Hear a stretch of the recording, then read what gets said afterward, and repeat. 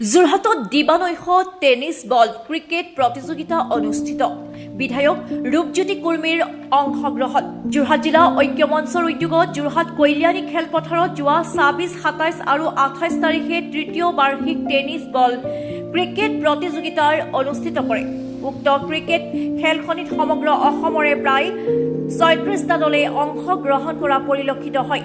শনিবাৰে অনুষ্ঠিত চূড়ান্ত খেলখনিত ক্ৰিটিকা স্পৰ্টছ ক্লাব আৰু থিম চেং ক্ৰিকেট ক্লাব অৱতীৰ্ণ হয়, য'ত প্ৰথমে ক্ৰিটিকা স্পৰ্টছ ক্লাবে ৬ অভাৰত ৭২ ৰান এক বৃহৎ লক্ষ্য বান্ধি দিয়ে আৰু থিম চেং দলক পৰাস্ত কৰি বিজয়ৰ খিতাপ অৰ্জন কৰে। চূড়ান্ত খেলখনিৰ পাছতে মিডিয়া 11 আৰু আৰ্টিষ্ট 11ৰ মাজৰ এখন প্ৰদৰ্শনীমূলক খেল অনুষ্ঠিত হয়, য'ত মিডিয়া 11 বিজয় সাব্যস্ত কৰে।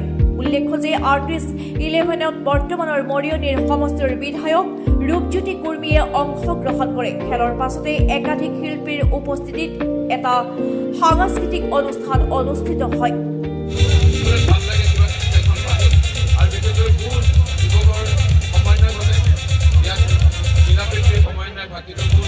একতাৰ এটা পৰিচয় আমি দাঙি ধৰিব পাৰোঁ, খুবেই ভাল লাগে। সেইকাৰণে মই এবাৰ বৃহত্তৰ যোৰহাট জিলা যুৱ ঐক্য মঞ্চৰ কাৰণে হাত চাপৰি সকলোকে দিবৰ কাৰণে অনুৰোধ জনাইছোঁ।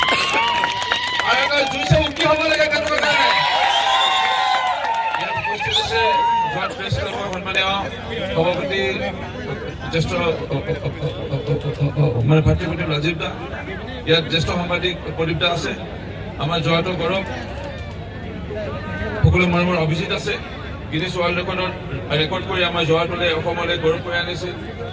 বিহু বিভিন্ন আমাৰ ছিংগাৰসকল আহিছে, আৰ্টিষ্টসকল আহিছে, সকলোকে মই শুভেচ্ছা অভিনন্দন জনাইছোঁ। বিশেষ ক'ব বিচৰা নাই, খুব শান্তিপূৰ্ণভাৱে দৰ্শকসকলক সহায় কৰিলে। আমি দৰ্শকসকলকো বহুত বহুত ধন্যবাদ জনাইছোঁ আৰু আশা ৰাখিছোঁ এই খেলে ভৱিষ্যতৰ দিনত আৰু আমাৰ মাজত সমন্বয় আৰু একতা ভাতৃত্ববোৰ বৃদ্ধি কৰিব। ধন্যবাদ, নমস্কাৰ। যোৰহাটৰ পৰা শ্ৰীমন্ত মাধৱ বৰুৱাৰ ৰিপৰ্ট, নিউজ নাও 24/7।